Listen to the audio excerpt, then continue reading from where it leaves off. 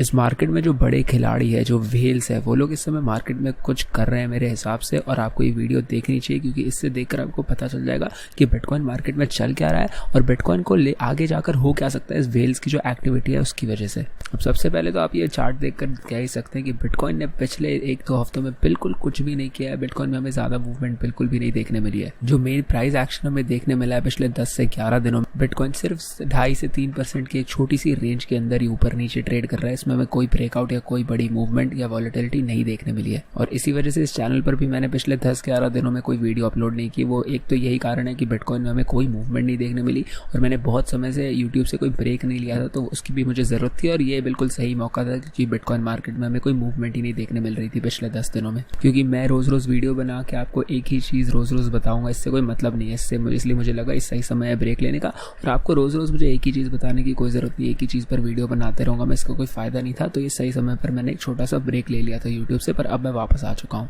और आज मेरे पास कुछ इंपॉर्टेंट है बात करने के लिए, इसलिए मैं वीडियो बना रहा हूँ। और मुझे लगता है कि मार्केट में वॉलेटिलिटी बहुत ही जल्द वापस से लौटने भी वाली है। मेरे पास थोड़े टेक्निकल रीजंस भी है उसके लिए। अब थोड़ा बहुत तो मैं यही कहूंगा कि मुझे अंदाजे से मैं कह रहा हूँ कि मुझे लगता है मार्केट में वॉलेटिलिटी लौटने वाली है, पर फिर भी थोड़े टेक्निकल रीजंस है जिनके बारे में मैं आज बात करने वाला हूँ। तो अब चार्ट पर ध्यान देते हैं। यहाँ पर मैं कह रहा था कि बिटकॉइन में हमें ज्यादा मूवमेंट, ज्यादा वॉलेटिलिटी नहीं देखने मिली है पिछले 10 दिनों में, पर यहाँ मैं आपको ये ग्लास नोड का ये चार्ट दिखाना चाहता हूँ जो हमें बिटकॉइन के बैलेंस के बारे में बताता है कि कौन से एड्रेसेस पे बहुत ज्यादा बैलेंसेस है बिटकॉइन। तो यहाँ जिन एड्रेसेस के पास 1000 बिटकॉइन या उससे ज्यादा का बैलेंस है, और ये तो आप सोच ही सकते हैं 1000 बिटकॉइन कितना पैसा होगा, इसका तो मैं आपको बता भी नहीं सकता कि डॉलर वैल्यू क्या होगी। ये बहुत ही ज्यादा बड़ी अमाउंट, हम सोच भी नहीं सकते इतने पैसों के बारे में। तो जिन अकाउंट्स के पास यहाँ 1000 बिटकॉइन से ज्यादा पड़े हैं, तो इन अकाउंट्स ने अपने बिटकॉइन बेचने शुरू कर दिए थे थोड़े समय पहले, और मैंने एक वीडियो भी बनाई थी जिसमें मैं इस बारे में बात कर रहा था कि बिटकॉइन के जो मेन बड़े बड़े होल्डर्स है जिनके पास बहुत सारे बिटकॉइन है, ये लोग अपने बिटकॉइन सेल करके मार्केट से बाहर निकल रहे हैं। और इस समय मार्केट में यही हो रहा था। यहाँ 35 से 40 हज़ार डॉलर के बीच में आप यहाँ देख सकते हैं कि यहाँ बहुत ही बड़ा सा ड्रॉप देखने मिलेगा आपको। ये इसी चीज का ड्रॉप है जहाँ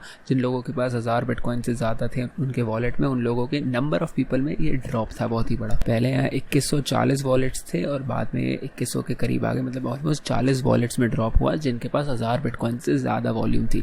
मतलब ये बहुत ही ज्यादा डॉलर अमाउंट में देखा जाए तो बहुत ही बड़ी अमाउंट की सेलिंग है बड़े होल्डर्स की तरफ से। अब मैं आपको ये बताना चाहता हूँ कि ये इन्फॉर्मेशन इतनी इंपॉर्टेंट क्यों है या इतनी जरूरी क्यों है। तो ये अकेले अगर इस इन्फॉर्मेशन को आप देखेंगे तो इसका इतना महत्व नहीं है। ऐसा हो सकता है कि जिन लोगों के पास इन 40 वॉलेट्स के पास 1001 बिटकॉइन थे और इन सभी ने सिर्फ 2-2 बिटकॉइन बेच दिए और इनका 1000 बिटकॉइन से कम हो गया इनके वॉलेट में, ऐसा भी जरूर हो सकता है। पर इस इन्फॉर्मेशन को अगर आप कुछ और इंपॉर्टेंट इन्फॉर्मेशन के साथ कंबाइन करेंगे तो आपको कुछ बहुत इंपॉर्टेंट डेटा मिल सकता है। अब ऐसा भी हो सकता है कि यहाँ पर जो बड़े बड़े होल्डर्स हैं इन लोगों ने सिर्फ अपने बिटकॉइन मूव अराउंड करने शुरू कर दिए। जहाँ ये 1000 बिटकॉइन इनके पास एक वॉलेट में थे, इन्होंने 200-400 ऐसा करके अलग अलग वॉलेट्स में डाल दी। और ऐसा लोग तभी करते हैं जब वो बेचने के लिए तैयार हो रहे होते हैं, मतलब प्रिपेयर कर रहे होते हैं बहुत सारे बिटकॉइन ऑफलोड करने के लिए। और ये वैसे क्रिप्टो करेंसी की बहुत ही बढ़िया बात है कि ट्रांसपेरेंसी रहती है। लोग देख सकते हैं कि जो फ्लो हो रहा है पैसों का वो कहाँ से कहाँ कब जा रहा है, और ये आपको कैश में या बैंक्स में कभी कहीं और देखने नहीं मिलेगा। तो ये बहुत ही बड़ी एडवांटेज है जो क्रिप्टो करेंसी में आपको देखने मिलती है। पर इस तरीके से आप मार्केट्स को बहुत ही ज्यादा अच्छे तरीके से एनालाइज नहीं कर सकते। ये फुल प्रूफ मेथड नहीं है मार्केट एनालाइज करने का। पर एक कंक्लूजन जो हम इस डेटा से बना सकते हैं वो ये है कि जो बहुत ही अमीर लोग हैं जिनके पास बहुत सारे बिटकॉइंस है, ये लोग अगर अपने बिटकॉइन इधर उधर कर रहे हैं और अलग अलग वॉलेट्स में डाल रहे हैं, इसका यही मतलब है कि ये लोग बेचने की तैयारी कर रहे हैं। और इसका मतलब यही हो सकता है कि इन लोगों को कुछ ऐसी इन्फॉर्मेशन पता होगी जो हमें नॉर्मल लोगों को, कॉमन लोगों को नहीं पता है, और इस वजह से शायद मार्केट में हमें ज्यादा वॉलेटिलिटी देखने मिल सकती है। अब ये एक ठीक ठाक कंक्लूजन है मेरे हिसाब से जो हम इस तरह के डेटा से निकाल सकते हैं। पर इस चार्ट पर अब वापस आ जाते हैं और यहाँ पर मैं आपको दिखाना चाहता हूँ कि आप अगर आपने ध्यान दिया हो तो यहाँ हाल फिलहाल में ही यहाँ पर इस चार्ट में आपको थोड़ी सी ऊपर की तरफ ये जाता हुआ दिखेगा जो बिटकॉइन का वॉलेट वाली चीज है। मतलब अब लोगों के पास फिर से एक ही जगह पर ये लोग अपने बिटकॉइन कंसोलिडेट करने शुरू कर रहे हैं। अब ये इतनी ज्यादा बड़ी मूवमेंट नहीं है, जैसा मैंने कहा यहाँ पर इतने बड़े मूवमेंट्स नहीं देखने मिलते। 2110 से 2123 पर चला गया, सिर्फ 12-13 वॉलेट्स ही ज्यादा जुड़े हैं जिनके पास 1000 से ज्यादा बिटकॉइंस है। पर हमें थोड़ा सा इंक्रीज जरूर देखने मिला, और इसका ये मतलब हो सकता है कि ये जो बड़े बड़े प्लेयर्स हैं, जो बड़े होल्डर्स हैं, अमीर लोग हैं, ये लोग मार्केट में फिर से आने की कोशिश कर रहे हैं। पर इस तरह का डेटा हमारे पास बाकी चार्ट्स पर नहीं है। जैसे यहाँ 10,000 बिटकॉइन जिन वॉलेट्स के पास है, इसके चार्ट पर हमें इतना कुछ नहीं दिखने मिल रहा है। और यहाँ पर तो वैसे वॉलेट एड्रेसेस का जो है ये जब से बिटकॉइन $60,000 के ऊपर था तब से ही ये गिरते जा रहे हैं। जितने नंबर ऑफ एड्रेसेस है जिनके पास 10,000 से ज़्यादा बिटकॉइन थे, ये नंबर तो तब से ही गिरता जा रहा है। और जब यहाँ बिटकॉइन 40,000 के नीचे गिर रहा था तब हमें बड़े से सेल ऑफ देखने मिले थे इसमें। और वही उस समय मैं आपको कह ही रहा था कि यहाँ पर लोग जरूर बिटकॉइन बेच रहे हैं बहुत सारे। और अब अगर हम इसे चेंज करके 100 बिटकॉइन वाले एड्रेसेस पर चाहे, मतलब जिन एड्रेसेस के पास 100 बिटकॉइंस है, तो यहाँ पर इस चार्ट पे ये तो काफी समय से गिरता ही आ रहा है और यहाँ में बहुत ही बड़ा ड्रॉप देखने मिला है। यहाँ पर सेल ऑफ अब हाल फिलहाल में कम होने लगे हैं, पर ऐसा नहीं है कि बहुत सारे लोग बढ़ रहे हैं जिनके पास 100 से ज्यादा बिटकॉइंस है एक वॉलेट में। तो जो हमें 1000 बिटकॉइन वाले में देखने मिला है वो हमें यहाँ पर नहीं देखने मिल रहा है, पर वो ठीक ही है। पर अब बिटकॉइन के चार्ट पर आकर देखते हैं तो यहाँ पर कुछ ऐसी चीजें हैं जो मुझे देखकर लगता है कि बिटकॉइन के लिए बहुत ही ज्यादा स्ट्रॉन्ग साइंस हो सकते हैं जो बिटकॉइन को बुलिश मार्केट में बेच सकते हैं। अब यहाँ बिटकॉइन के चार्ट पर मुझे एक ऐसा पैटर्न देखने मिल रहा है जो पिछले साल भी समर में हमें यहाँ देखने मिला था। ये एक सिमेट्रिकल ट्रायंगल जैसा पैटर्न आप देख सकते हैं, 2 ट्रेंड लाइंस हैं यहाँ पर, और ये बिल्कुल ऐसा ही पैटर्न है। आप अगर इस चैनल को पिछले साल से देखते आ रहे हैं तो आपको जरूर याद होगा कि ऐसा एक पैटर्न था पिछले साल भी, और अब भी मुझे लगता है कि हमें ऐसा ही कुछ देखने मिल रहा है। ये देखिए यहाँ $30,000 के आसपास बहुत बार बिटकॉइन ने ऊपर की रेंज और नीचे की रेंज बहुत बार टेस्ट की, और ये बहुत 2-3 महीने तक बिटकॉइन इसी छोटी सी रेंज के अंदर ट्रेड करता गया, और अब भी मुझे लगता है हमें इस चार्ट पर ऐसा ही कुछ देखने मिल रहा है। और आखिर में तो बिटकॉइन $30,000 के थोड़ा नीचे भी गिर गया था और वो एक फेक आउट निकला, और उसके बाद बिटकॉइन ने मार्केट रिवर्स करके एक अप ट्रेंड में चला गया। अब यहाँ पर इस रेंज में भी हमें ऐसा ही कुछ देखने मिल रहा है जहाँ बिटकॉइन ने अपसाइड और डाउनसाइड दोनों ही जगह पर बार बार टेस्ट किया है, और यहाँ पर भी हमें 1-2 फेक आउट्स भी जरूर देखने मिले थे। तो ये काफी सिमिलर है पिछले साल के चार्ट, पिछले साल के पैटर्न के जैसा ही बिल्कुल। अब इस ग्लास नोड वाले चार्ट पर आ जाते हैं। अब ये चार्ट्स जो हमें जो एड्रेसेस के जो ये चीज़ें जो बताते हैं, ये वाले चार्ट्स, ये बहुत ही इंपॉर्टेंट हो सकते हैं हमारी नॉर्मल एनालिसिस को सपोर्ट करने के लिए। ये चार्ट हमें ऐसी चीज़ें बता सकते हैं जैसे कि कौन से प्राइजेस पर कितने ज़्यादा बिटकॉइन, पूरी बिटकॉइन की हिस्ट्री में कितने ज़्यादा बिटकॉइन किस प्राइसेस पर एक्सचेंज हुए हैं, कौन से प्राइजेस सबसे ज़्यादा इंपॉर्टेंट रहे बिटकॉइन की हिस्ट्री में जहाँ पर सबसे ज़्यादा बिटकॉइंस एक्सचेंज हुए हैं। ये चीज़ मैंने ट्विटर पर देखी थी, मेरी एनालिसिस नहीं है, मुझे उस बंदे को क्रेडिट देना चाहिए पर मुझे उसका ट्विटर हैंडल याद नहीं है। पर उसने यही कहा था कि ये जो रेंज है हमारी $38,000 से $29,000 के अंदर, इस ट्रायंगल के अंदर ये वाली जो रेंज है ये बिटकॉइन के लिए बहुत ही ज़्यादा इंपॉर्टेंट रही है। ये तो हम सभी को पता ही है, पर ये जो प्राइस रेंज है $38,000 से $29,000 के बीच में, ये प्राइस रेंज जो है ये सबसे ज़्यादा एक्टिव प्राइस रेंज रही है बिटकॉइन की हिस्ट्री में, जहाँ पर सबसे ज़्यादा बिटकॉइंस एक्सचेंज हुए हैं। ये $1-2 की जो रेंज है, ये छोटी सी रेंज बिटकॉइन की हिस्ट्री में अब तक सबसे इंपॉर्टेंट रेंज बन चुकी है। और ऐसा कुछ 5 या 6% का नंबर था जो मतलब बिटकॉइन की हिस्ट्री में 5 से 6% जो बिटकॉइन आज तक बने हैं वो सारे बिटकॉइंस इस प्राइस रेंज में एक्सचेंज हुए। ये बहुत ही बड़ा नंबर है एक छोटी सी प्राइस रेंज के अंदर ट्रेड होने का। तो इससे हमें यही पता चलता है कि ये प्राइस लेवल बहुत ही ज़्यादा सॉलिड है और बहुत ही ज़्यादा इंपॉर्टेंट है बिटकॉइन के लिए। अगर आपको लगता है कि बिटकॉइन आगे जाके काफ़ी ऊपर जाने वाला है तो भी आपके लिए बहुत ही ज़्यादा इंपॉर्टेंट लेवल बन जाता है, क्योंकि इस समय बिटकॉइन का प्राइस इसके आसपास ही, और ये आपके लिए शायद एक अच्छा बाइंग लेवल हो सकता है। और इसी वजह से वैसे ये लेवल बहुत इंपॉर्टेंट बन जाता है साइकोलॉजिकली भी लोगों के लिए, क्योंकि लोग देख रहे हैं, देख सकते हैं कि कितना इंपॉर्टेंट ये लेवल रह चुका है, कितनी बार प्राइस यहाँ से इंटरैक्ट करता है और बिटकॉइन इस रेंज के अंदर कितना ज़्यादा समय बिताता है। इसी तरह से अगर आप इस चैनल को 2018 से देखते आ रहे हैं तो मैं आपको उस समय बताता था कि जो $6,000 वाला जो बिटकॉइन का एरिया है वो एरिया कितना ज़्यादा साइकोलॉजिकली इंपॉर्टेंट था लोगों के लिए, वो लेवल लोग बहुत ही ज़्यादा इंपॉर्टेंट समझते थे। अब मुझे लगता है कि इस लेवल पर ये $38,000 से $40,000 वाली जो रेंज है ये लोगों के लिए बहुत ही ज़्यादा इंपॉर्टेंट बन जाएगी। अब मुझे लगता है कि बिटकॉइन का प्राइस अगर थोड़ा और नीचे गिर जाता है तो यहाँ से जब वापस बिटकॉइन ऊपर जाएगा और इस रेजिस्टेंस को टारगेट करेगा तो मुझे लगता है कि ये लेवल बहुत ही ज़्यादा मुश्किल हो जाएगा ब्रेक करने के लिए। पर अगर हमें बहुत ही बढ़िया सा ब्रेकआउट मिल जाता है और फिर से मार्केट इसे रीटेस्ट करने आती है तो मुझे लगता है हमें इससे बहुत अच्छा सपोर्ट मिल सकता है, जहाँ से बाउंस होकर बिटकॉइन का प्राइस शायद एक नया अप ट्रेंड शुरू कर दे और अपने नए ऑल टाइम हाईज की तरफ जाना भी शुरू कर दे। तो ये मेरे हिसाब से बहुत ही एक important technical support resistance area बन चुका, और ये चीज़ आप VPVR इंडिकेटर के थ्रू भी देख सकते हैं। अब यहाँ आप देख सकते हैं जितनी लंबी यहाँ पर इस VPVR इंडिकेटर की स्पाइक्स हैं, जितनी लंबी लाइन है उतनी ही इंपॉर्टेंट ये एरियाज है। तो यहाँ आप देख सकते हैं ये जो $38,000 से $40,000 वाला एरिया ये बहुत ही इंपॉर्टेंट रह चुका है बिटकॉइन के लिए, और ये लाइनें बहुत ही लंबी है। इससे आपको यही पता चलता है कि आज तक बिटकॉइन के लिए बहुत ज़्यादा बिटकॉइंस मतलब इस रेंज में एक्सचेंज हुए हैं, और आगे जाकर भी आपको इस एरिया से ही सपोर्ट और रेजिस्टेंस एक्सपेक्ट करनी चाहिए। आप यहाँ थोड़ा और जूम आउट करके देख सकते हैं डेली चार्ट पर इस VPVR इंडिकेटर में हमें क्या देखने मिलता है। तो यहाँ पर भी आप जूम इन करके जरूर देख सकते हैं कि ये $39,000 के आसपास यहाँ पर एक बहुत ही बड़ी स्पाइक आपको देखने मिलती है, जिसका वही मतलब है कि ये लेवल बिटकॉइन के लिए बहुत इंपॉर्टेंट है।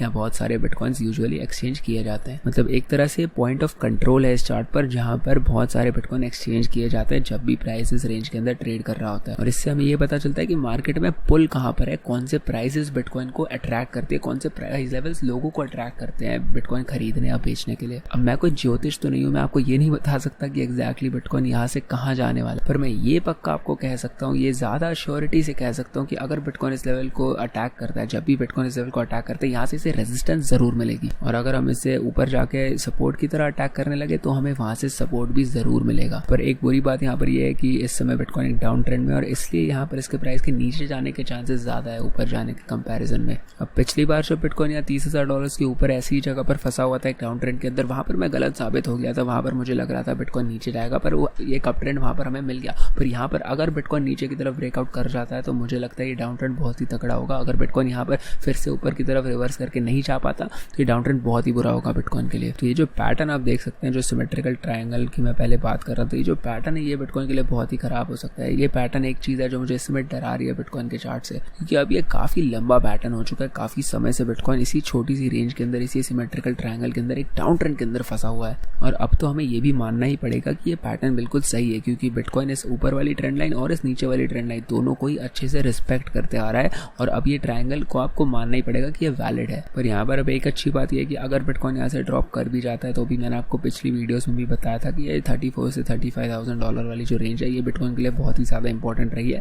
और अगर बिटकॉइन यहाँ पर गिरता है तो मैं ज़रूर यहाँ से एक बाउंस एक्सपेक्ट करूँगा। मैंने इस बारे में पहले भी 1-2 वीडियोज़ बनाई थी, तो उन्हें आप ज़रूर जाकर चेकआउट कर सकते हैं। पिछले कुछ समय में ही बिटकॉइन को यहाँ से 2 बार बढ़िया बाउंसेस मिले, तो अब अगर बिटकॉइन का प्राइस यहाँ पर गिरता है तो मैं ज़रूर यहाँ से अच्छा सपोर्ट एक्सपेक्ट करता हूँ। पर उस लेवल पर गिरना एक बुरा साइन इसलिए हो सकता है क्योंकि यहाँ से अगर प्राइस नीचे गिर गया तो ये माना जाएगा एक बेरिश ब्रेकआउट एक डाउन ट्रेंड के अंदर, जो बिल्कुल भी एक अच्छा साइन नहीं हो सकता किसी भी मार्केट के लिए। और अगर इस समय मार्केट में एक बुल होता, अगर मैं चाहता कि प्राइस ऊपर जाकर, मुझे लगता कि प्राइस ऊपर जाने वाला है, तो ये एक बेरिश ट्रेंड के अंदर एक बेरिश ब्रेकआउट एक बिल्कुल भी ऐसा साइन नहीं होता जो मैं देखना चाहता हूँ। और ऐसी रेंजेस के अंदर यही होता है, बुल्स चाहते हैं कि वो प्राइस को ऊपर बेच सके, बेयर्स चाहते हैं कि वो प्राइस को नीचे बेच सके, और इन दोनों में यही झगड़ा चलता रहता है। इसलिए आपको ऊपर वाली ट्रेंड लाइन और नीचे वाली ट्रेंड लाइन दोनों से सपोर्ट और रेजिस्टेंस मिलते रहते हैं, और आखिर में जाकर जब हमें ब्रेकआउट मिलता है तब हमें पता चलता है कि कौन सी वाली साइड जीती और कौन सी साइड मतलब प्राइस को ऊपर या नीचे भेज पाई। और इस वजह से मार्केट में बहुत ज़्यादा फ्रस्ट्रेशन भी ज़रूर आ जाती है। अब यही चीज़ मैं आपको फियर एंड ग्रीड इंडेक्स पर दिखाना चाहता हूँ। यहाँ आप देख सकते हैं कल, आज और पिछले हफ्ते सारा समय, ये पूरा समय मार्केट फियर में रही है, डर में रही है। मतलब मार्केट सिर्फ साइडवेज जा रही थी, फिर भी लोग डरे हुए, लोग फ्रस्ट्रेटेड है,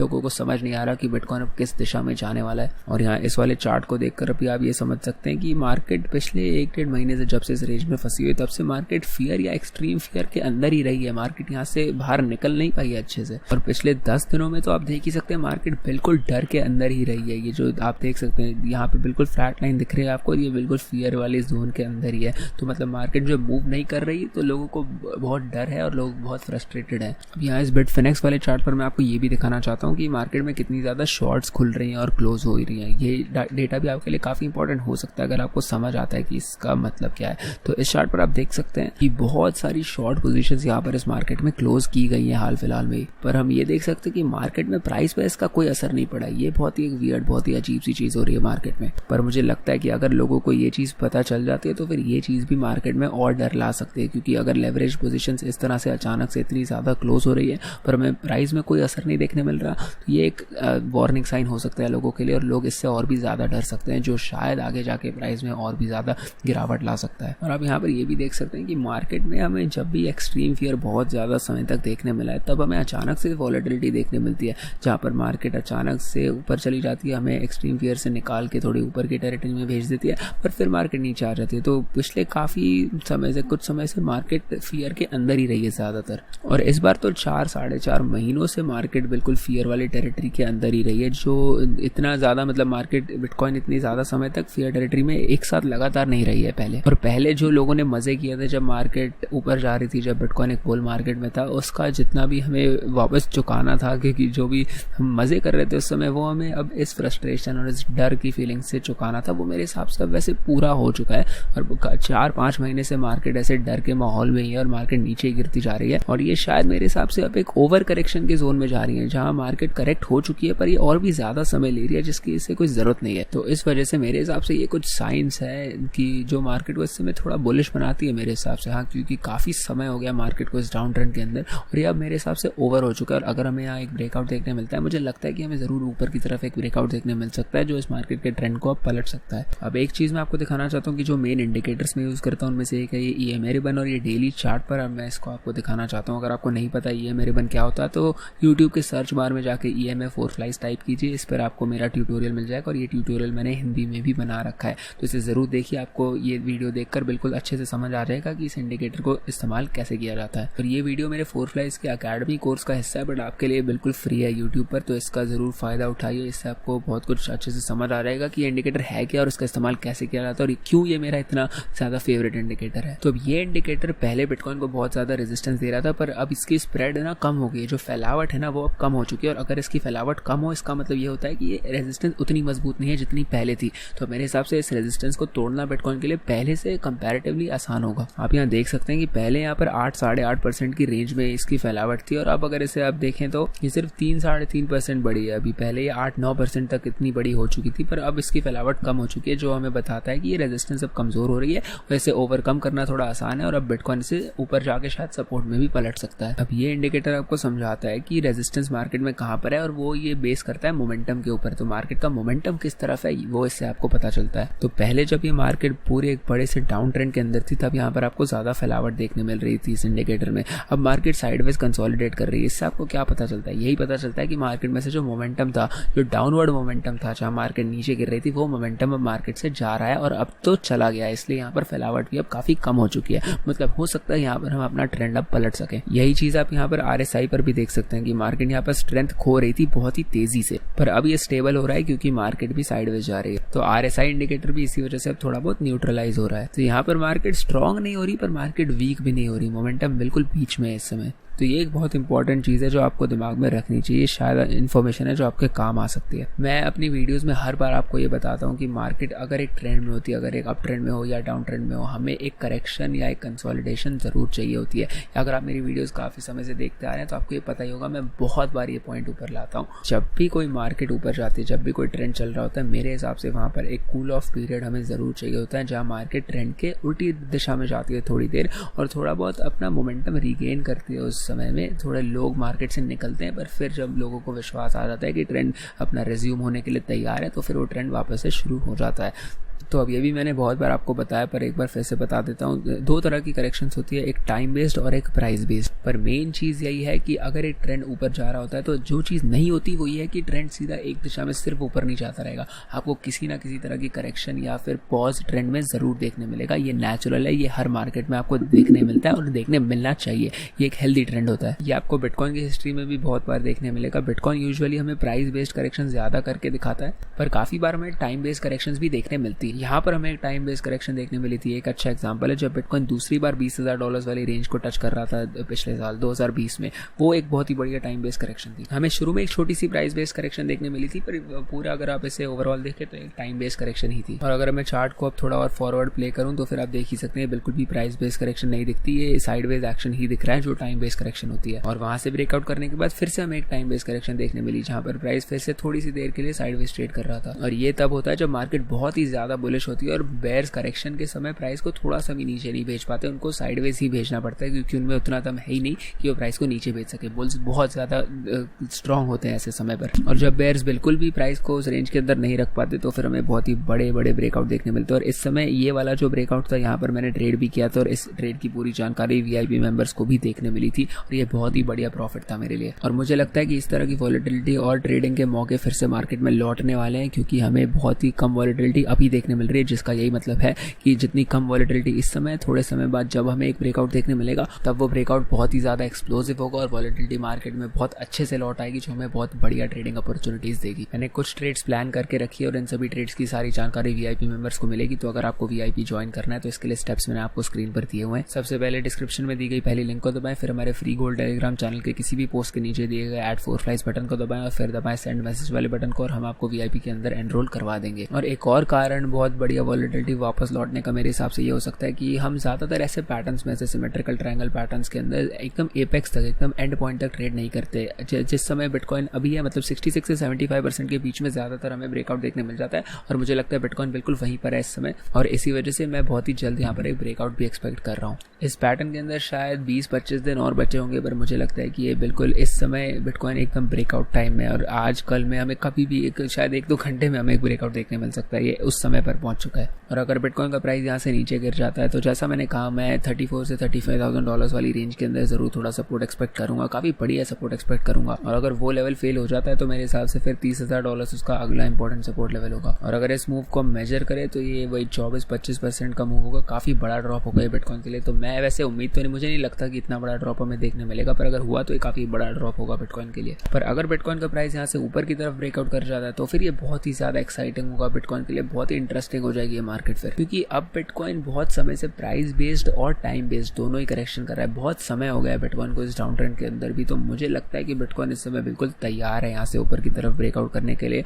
और अगर हमें एक ऊपर की तरफ ब्रेकआउट मिल जाता है तो मुझे लगता है वॉलेटिलिटी बहुत ज्यादा लौट आएगी मार्केट में, और ये बहुत ही एक्सप्लोसिव सा ब्रेकआउट होगा जो बिटकॉइन के प्राइस को शायद एक नए अप ट्रेंड में और शायद अपने ऑल टाइम हाईज के ऊपर भी भेज सकता है। यहाँ पर आपको कुछ सर्च करके दिखाना चाहता हूँ गूगल पे, wall street cheat sheet type करते हैं तो ये एक बहुत ही ज्यादा यूजफुल ग्राफ है। ये आपने शायद पहले भी कहीं ना कहीं देखा होगा। ये बहुत ही ज्यादा कॉमन सा चार्ट है जो इन्वेस्टर्स ने शायद ज्यादातर देखा हो। ये आपको दिखाता है कि जो साइकोलॉजिकल रोलर कोस्टर होता है ट्रेडिंग के अंदर या इन्वेस्टिंग के अंदर, वो आपको यहाँ पर ये चार्ट अच्छे से समझाता है कि लोगों के दिमाग में चल क्या रहा होता है, किस किस मोमेंट पर जब प्राइस क्या कर रहा होता है तब लोगों के दिमाग में क्या चल रहा होता है। ये बहुत ही अच्छे से समझाता है ये चार्ट आपको। इसमें बहुत सारे स्टेजेस दिखाए जाते हैं कि लोगों के दिमाग में, लोगों की मानसिकता किस समय कैसी होती है। आप यहाँ देख सकते हैं यूफोरिया और कंप्लेसेंसी जो है ये यहाँ पर थी जब बिटकॉइन अपने ऑल टाइम हाई पर था। पहले 60,000 के 65,000 के आसपास, फिर उसके बाद 70,000 के आसपास यहाँ यूफोरिया था, उसके बाद कंप्लेसेंसी आई और उसके बाद प्राइस नीचे गिरता गया। वही डिस्पेयर, पेन और डिप्रेशन, वो सारी चीजें। और मुझे लगता है कि मार्केट इस समय जहाँ पर है, जो ये वाली कंसोलिडेशन चल रही है हमारी 2-3 महीने से, ये बिल्कुल वही डिप्रेशन वाला स्टेज चल रहा है जहाँ जिसके बाद मार्केट रिकवर कर जानी चाहिए। और ये चीज आप फियर एंड ग्रीड इंडेक्स पर भी देख सकते हैं। मैंने आपको वही चीज पहले दिखाई थी कि मार्केट 2-3 महीनों से डरी हुई है बुरी तरह, तो ये चीज एकदम लाइन अप कर रही है अच्छे से। मैं आपको ऐसी फालतू चीजें नहीं बता रहा हूँ, मैं आपको डेटा के साथ और एनालिसिस के साथ बिल्कुल अच्छे से बैकअप करके अपनी एनालिसिस बता रहा हूँ। और इसलिए मुझे लगता है कि हम इसके बहुत सारे फेजेस में से पहले से ही जा चुके हैं और अब मार्केट तैयार है यहाँ से रिवर्स होने के लिए। ये साइकिल्स बहुत लंबे होने के लिए 10-10 साल चलने की जरूरी नहीं है, इसकी ऐसे कोई जरूरत नहीं है। छोटे साइकिल्स भी हो सकते हैं कि सारे इमोशंस आपको कुछ महीनों में भी देखने मिल सकते हैं। और बिटकॉइन की मार्केट वैसे भी बहुत ही फास्ट मूविंग मार्केट है, क्रिप्टो मार्केट बहुत तेज चलती है और ये साइकिल ज्यादातर आपको ऐसी मार्केट्स में छोटे ही देखने मिलेंगे। यहाँ पर अब मैं डिसबिलीव की बात करना चाहता हूँ। जो डिसबिलीव रैली होती है, जिसे आप सकर रैली भी कह सकते हैं, जब लोगों को बिल्कुल विश्वास नहीं होता, लोग बिल्कुल परेशान आ चुके होते हैं बार बार फेक रैलीज देखने से और लोगों को लगता है कि अब बिटकॉइन का प्राइस ऊपर जा ही नहीं सकता। पर जब लोगों को डिसबिलीव होता है उसी समय मार्केट ऊपर चली जाती है। वही आखिर में जाकर असली रैली निकलती है जो मार्केट को ऊपर भेजती है। जब लोग बिल्कुल उम्मीद छोड़ चुके होते हैं, जब डिसबिलीव में होते हैं लोग, तभी मार्केट ऐसा मूव करके दिखाती है। और इस चार्ट पर तो आपको यही देखने मिलता है कि एक डिसबिलीव रैली होती है, पर असलियत में बहुत सारी डिसबिलीव रैलीज होती है। और अब ये इस चार्ट पर जो मैं आपको दिखा रहा हूँ, ये एक डिसबिलीव रैली थी जो इस पैटर्न के अंदर हमें देखने मिला। हमें 2-3 बार ब्रेकआउट की कोशिश देखने मिली है पर कभी भी ब्रेकआउट नहीं हुआ। यही डिसबिलीव रैलीज होती हैं जो लोगों की उम्मीद तोड़ देती है अंदर से और आखिर में लोगों को लगता है कि ये रैली असली हो ही नहीं सकती। पर जब लोगों को ऐसा लगने लग जाता है वही असली रैली निकलती है।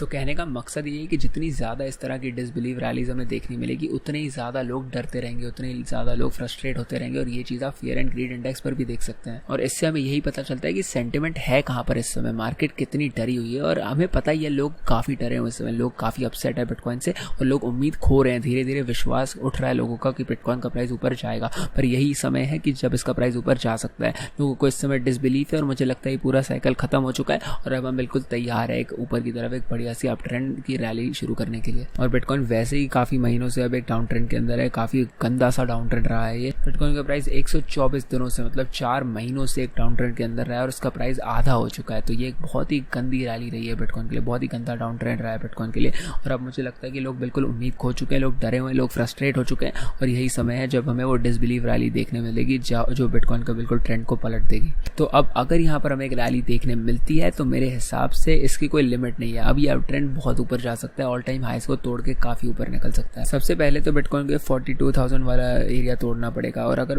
ये रेजिस्टेंस स्ट्रॉन्ग जरूर होगी पर अगर बिटकॉइन ने इस एरिया को तोड़ दिया तो मेरे हिसाब से इतना स्ट्रॉन्ग कोई एरिया नहीं होगा जो बिटकॉइन को अपने ऑल टाइम हाई से रोक सके। जो 52 से $53,000 वाला एरिया, हाँ वो थोड़ा इंपॉर्टेंट है, वो भी शायद बिटकॉइन को थोड़ी रेजिस्टेंस दे सकता है, वो भी काफी इंपॉर्टेंट एरिया है। पर अगर वो वाला एरिया तोड़ दिया तो बिटकॉइन के लिए फिर काफी आसान होना चाहिए ज्यादा ऊपर जाना। पर ये डाउन ट्रेंड इतना गंदा और इतना लंबा रह चुका है कि मुझे लगता है कि अब अगर हमें एक ब्रेकआउट देखने मिल जाता है, अच्छा सा ब्रेकआउट देखने मिल जाता है, तो फिर मुझे लगता है कि लोग बुल्स जो है वो प्राइस को ऊपर भेज भेज ही देंगे, क्योंकि लोग बहुत परेशान आ चुके हैं डाउन ट्रेंड देख देख के। अब मुझे लगता है कि जो इंपॉर्टेंट रेजिस्टेंस एरियाज भी हैं, अगर एक हमें अच्छा ब्रेकआउट देखने मिल जाता है, उन लेवल्स को तोड़ना भी इतना मुश्किल नहीं होना चाहिए बिटकॉइन के लिए, क्योंकि अब ओवर करेक्ट हो चुका है मेरे हिसाब से। अब एक इंपॉर्टेंट रेजिस्टेंस है ये इचिमोकू क्लाउड की रेजिस्टेंस। ये क्लाउड बहुत ही ज़्यादा बड़ा, ये डेली चार्ट पर जो है ये मैंने आपको पहले भी काफ़ी बार दिखाया हुआ है, और इससे बिटकॉइन को 2 बार रेजिस्ट्रेशन पहले भी मिल चुकी है। तो मुझे लगता है ये इंपॉर्टेंट हो सकता है, ये मुश्किल हो सकता है तोड़ना। तो थोड़ी चीज़ें ज़रूर है जो मुझे थोड़ा बेरिश बनाती है बिटकॉइन पर मुझे लगता है कि इस समय जो एनालिसिस मैंने आपको आज करके दिखाई है, ये मेरे हिसाब से काफ़ी बढ़िया एनालिसिस, और बिटकॉइन की पिक्चर काफ़ी अच्छी लग रही है मुझे। और मुझे लगता है कि हमारे पास काफ़ी बढ़िया अच्छे साइंस है जो बिटकॉइन को